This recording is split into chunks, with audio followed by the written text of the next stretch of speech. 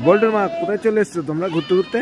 এই তো আজকে একটু হাতে টাইম পেলাম, পার্কে চলে এলাম। ও হ্যাপি ভ্যালি পার্কে আনন্দ করতে চলে এসেছি। দেখো বল্টু বানি কি চলে এসছে, দেখো বল্টু বানি কি করছে। সুন্দর আনন্দ করছে দেখো। বল্টু বানি দেখো কি করছে।